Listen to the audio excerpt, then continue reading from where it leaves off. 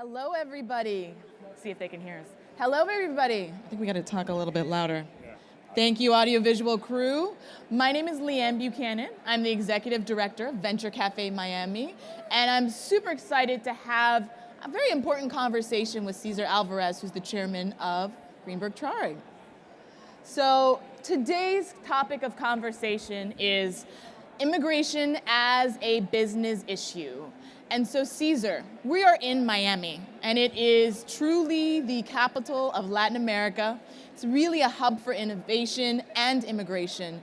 Talk to us about why immigration policy, immigration trends truly present a business case. And hopefully your mic is working at this point. Yeah, it's working at this point.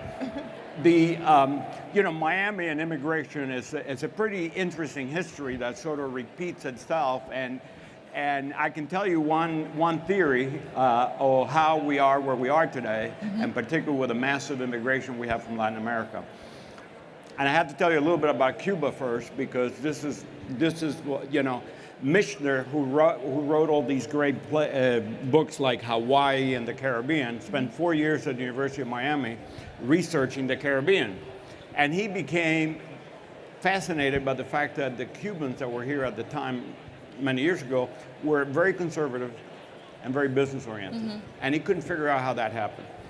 So as he was doing the Caribbean, he came up with a theory as that happened, that Cuba was the last colony of Spain. As Spain lost its colonies throughout Latin America, there were two groups of people who needed to leave, the political class and the business class. So they all migrated to Havana, and Havana was the entry point into Spain. But that's not the important part. That's what we got here. But what has happened since then, Miami is Havana today. It's the new Havana. The new Havana. And you will get the best and the brightest from all over Latin America coming here. And that's why you have seen and see as you walk around here the incredible impetus that immigration has and what has been built here over the last decade. Now, running a large firm, dealing with a lot of issues, I can tell you that as we run offices all over the world, et cetera, that when you get the best and the brightest from everybody, you come out with the best work product. And remember how crazy it is to change a system that got us here. We would not be here but for the immigration system that we have, which is a more open system. So now that we're here, what are we going to do? Shut it down? Does that make any sense? So Cesar, you bring me to my next question, and I think you raised an important point. We are perhaps the new Havana, but we're also in close geographic proximity to Latin American countries as well as the Caribbean. And this, from an economic perspective, is truly a global market. We need to think about our competitive advantage. We got to think about what are the economic considerations of immigration policy. Talk to us about maybe some specific policies or specific challenges that we are encountering that might help, if addressed, help us strengthen economic ties regionally and globally, thinking about Miami as a hub.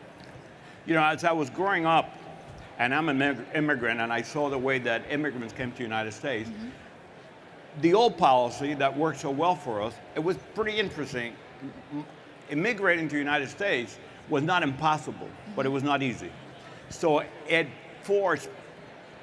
created a self-selection of people that had something inside of them that says, I am not going to take whatever is happening in my country. I want to do better. And so that's what happened for many, many years. And look at the country that we have built over that time. So it wasn't easy, but it wasn't impossible, and it was well thought out. Today, we are in fact educating all of the immigrants that come here, and they get a 4, 6, 8, 10 years of higher education, and then we send them back. That is unbelievably short-sighted as a policy. That should not be the case. And many politicians would tell you that with your degree in engineering, with your degree in science, and computer technology, et cetera, you should get a permit to work here. because we should not be spending the dollars that we're doing on these folks and sending them to compete against us when they're perfectly happy to be here. So that's an interesting point. If you think about it from a training model, most companies measure the amount that they're investing in employees. You say, I've invested $100,000 in this employee. We're both lawyers. Right. We understand the model. We were just talking beforehand about how kind of law firms work. And to your point, I think that if you're investing so much into the growing the talent force, really strengthening the pipeline, why then would you say, okay, it's perfectly okay to throw that investment away? So I think you raise a really important point. And I want to switch gears thinking about tech and innovation. Well, let me tell you something. It's much worse than sending them away. You're creating a competitor. That's true. That's true. You are creating a competitor that if we think about where the U.S. is ranking on kind of global educational metrics, on metrics around competitiveness for our workforce, we are probably adding, to your point, to that challenge and that problem to some degree. But we're here at Emerge Americas, and it really is kind of the hub for connectivity of the Americas around tech and innovation. And where I sit at Venture Cafe, which is building the inclusive innovation community, we think a lot about innovation and inclusivity. I think part of inclusivity means beyond kind of racial, ethnic, and geographic differentiators, where you come from and what your story is and how you can contribute to our economy is an important conversation that we have.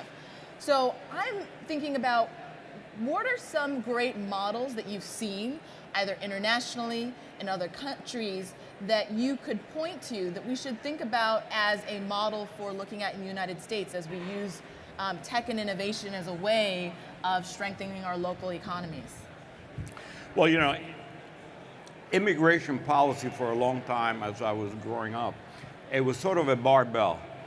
You would allow people who were highly educated, highly trained, the entrepreneurs, et cetera, in the United States. And then you also had folks that provided the services that those folks generated. So it was a pretty balanced approach for a number of years. And I think that where we get really tied up in this country about immigration is the issue of citizenship. There is a lot of people that would be very happy just to at first get a work permit and participate, and then allow citizenship on a much, you know, it's going to happen, but it's happening a little time. It is very difficult today to change that equation. You know, as you know, the politics are tied up, et cetera.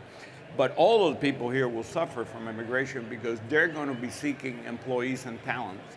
And if we continue the way we're doing, you're not going to have it. You're going to have a much diluted workforce, and it's a workforce that comes to you, that we train here, and that we send back to compete with us. We should be encouraging those folks to come in at all times, and unfortunately we're in a political situation that is deadlock, and it is very difficult to move it. But I think little by little it's getting moved, and the more innovations that you will see, the better it will be for all of us. And I think just look at here, look at what's happened in Miami. Look at all the talent that you bring in. I was here when there were a couple of little buildings in downtown Miami. That was all there was. And somehow this has happened. And this didn't happen by sending everybody back or building a wall. This came about because we welcome people, we encourage them, we gave them opportunities. And that's, I think, exactly what we should be doing now.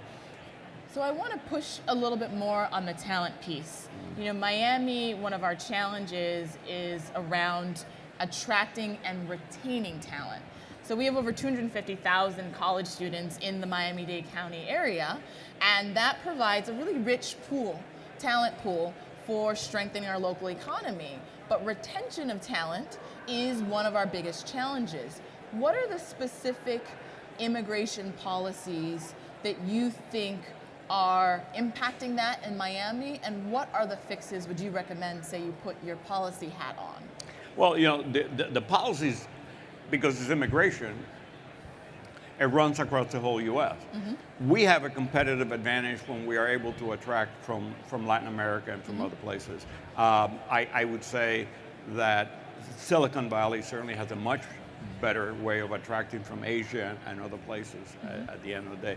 So to me, it's not so much how do you keep talent here, and if you think about it, the way you keep talent is by how big you get in that pool that gets attracted you. What universities you have here, what sources of knowledge, what companies are here that attract that talent to retain. That's what the Silicon Valley has, you know, the momentum, and we are catching on to that momentum. Look, I can tell you, I've been here, if this was 10 years ago, there would be hardly anyone here. And so it seems like a very slow process, but it's one institution at a time, one university, one program, you know, one great company that gets built from this, one great technology that comes out of here. I think that will, in fact, retain people in Miami. It will not be by any policy, because you can't really have a specific policy per se, because it's going to be the countrywide. So it's, what do you create here that attracts you? We have a lot of good things here. We have a lot of great climates, a lot of good things, and we have great diversity. We are used to diversity here. We don't have to learn that. Certainly a benchmark in exactly. Miami. You and I are both immigrants. Right. And as we were talking before, you and I were going through our legal education, not as citizens, not as residents. So we share that similar story. But sometimes taking apart the corporate perspective around immigration, there's a social undertone to it. And I want to talk a little bit about your work with the Impact Fund. Many people here may not know what the Impact Fund is. So can you tell us a little bit about Impact Fund, what the goal is, what the vision is, and what's the impact that you're trying to have? Well, the Impact Fund is exactly that. It's as a fund that is intended to impact the immigration view in the United States. And so the Impact Fund is really part of a business effort to say to the communities involved and to the politicians, immigration and the right immigration policy is key to our long-term success. And this was a fund that was, in fact, created by a dear friend of mine, Mike Fernandez, and he funded it, you know, a great deal of it. And we are now working with various groups around the country that are business, and we're going to the legislatures and saying we need these business policies because, as I said before, look what our old immigration policy got us. And why are we exactly trying to keep everybody out now? So we talked a little bit about your immigration story, and as we think about being in this space around tech and innovation, you know, one of the things that I was reading recently is that over 53% of U.S. patents are obtained by immigrants. So there's definitely an important societal impact of immigration. And 30% of immigrants were actually doctorates, so people that hold a higher degree of educational and professional attainment. You are the chairman of a global law firm. Tell us about your immigration story. My immigration story. Yes, how did you get here? My immigration story is very simple. As I would like to tell my kids, you know, raising my kids, I use the same words that my parents used to raise me. And so I told them, like my parents did, you know, you're special, you're unique, you're different. And that's exactly what my parents told me. They said, what do you think? You think you're unique? Do you think you're different? Do you know how many Chinese are starving? And so my immigration story is really one of, I didn't have a plan B. There was only plan A. And so you had to fight your forward. But I would tell you the one thing in my immigration is that you'll get discriminated against and all those things happen. And so the people that make it versus the people that don't make it are the ones that don't get stopped by someone that makes a stupid comment, a racist comment, etc. So, I mean, I can tell you the first time as a lawyer I went to New York. I wanted to be a corporate and securities lawyer that at that time did not exist anywhere in Florida or anywhere other than New York. So I go over there, and I was flying to New York, and I said, boy, I want to dress my Sunday's best for this. This is my first time ever to a New York law firm. So unfortunately for me, I lived in Hialeah at the time. And so I had a beige suit with an absolute red shirt. And the Hialeah experience was that you should have your shoes, your belt, and your tie matched. So I walked into this, very high-level New York firm with my little briefcase and this incredible outfit that I thought it was a killer. And I noticed that the people started I could see that they were talking about me, like basically saying, why is the guy that's bringing us coffee have a briefcase? This is very, very interesting. Yeah. But anyway, I saw that they were laughing at me. There wasn't a single one of them that said, Cesar, can I talk to you for a second? Let me tell you, you can't show up like this. You got to do this. And nobody did. Yeah. And they laughed at me. But I had a supportive family that would never allow me to retreat. I could have easily retreated at that time. But guess what? The next meeting, I had a pinstripe suit, I had a white shirt, I had a beautiful tie, I had black shoes and a black belt, and I moved on. Yeah. If I had allowed them to browbeat me to the point that I would have withdrawn, that would have been the end. So my story is one of not being bitter about the things that happened to you, but overcoming. Because if you get bitter, they'll take you out of your A game, and you never want to be off your A game when you have to make it. So, I can tell you a lot of the things that happened there, but that's the basic essence of what I know, is just don't ever give up, and don't give them the satisfaction of knocking you off your game. And so I think your story kind of highlights the important characteristic that I think we see in a lot of immigrants is this resilience and this grit, which is what I think Miami and our innovation community makes it really special. And I think your story raises an important point that I'd love to talk about for a couple minutes, which is access to that social capital and those people that invested in your success, and really access to opportunities. Because I think at the heart of this conversation around immigration and the business case is, how do we create those pipelines of opportunity for immigrants into the working world, into leadership in business, and also thinking about entrepreneurship and innovation as a tool for that. So talk to us about accessibility. How do we make business, entrepreneurship, and this innovation economy more accessible to more people, immigrants included? Well, my story of how that was made accessible to me and to a lot of Cubans at that time was the Jewish community in South Florida. Mm-hmm. The Jewish community in South Florida, when I was growing up, went out of their way to get us into social organizations, to get us into business organizations, to make us part of that. They went and they put their faith in us and helped us along the way. For me, the first helping hand that I got in this country was from a Jewish man. Mm-hmm. And I have never forgotten that, and that was not the last hand that I got along the way. In fact, if I am with Greenberg Torque. Those are two Jewish names. They gave me a chance. Mm-hmm. I would never have been able to move up some other organization, I can tell you, but for the fact that in our firm, it was a matter of merit. It wasn't a matter of that my name was not Jewish. And so that was an important thing for us at that time.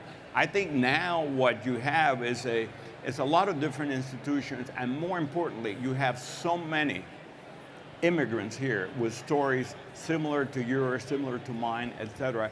And I think we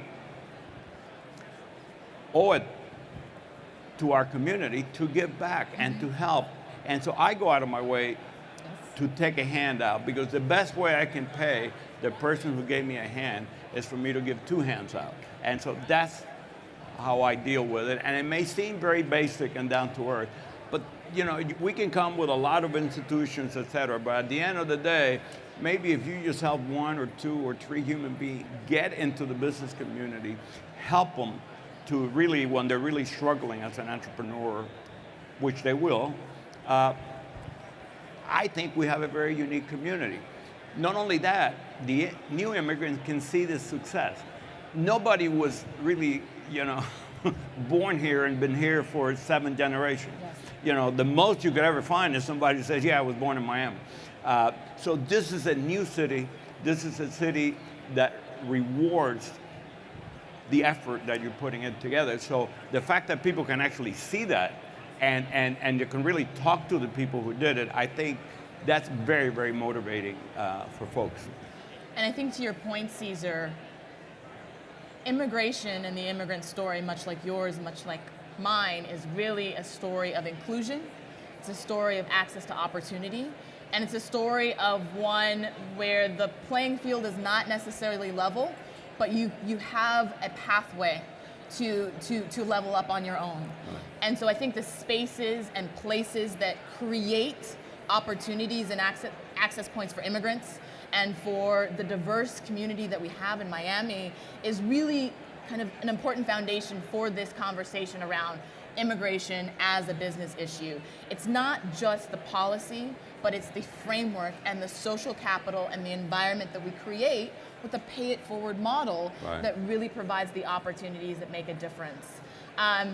I like to say this because it's always fun to leave one big soundbite and a takeaway. So we have about 46 seconds left in our conversation. Can you give us one tweetable takeaway? So 140 characters or less. What is one takeaway from this conversation around immigration as a business issue that you would leave with the audience? And I know lawyers are very tough to debrief. I'm a former trial lawyer. Just imagine this is motion calendar. You've got 1 minute on the clock. I cannot talk with whereas. No whereas clauses.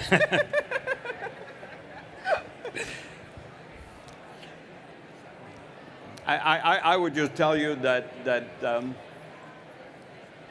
immigration was our past and immigration is our future. There you have it. Immigration was our past, immigration was our future. My name is Leigh-Ann Buchanan. I'm the Executive Director of Venture Cafe Miami. I hope to see all of you on Thursday nights. Cesar Alvarez, thank you so much for this conversation. Let's give him a round of applause. Thank you. This was excellent.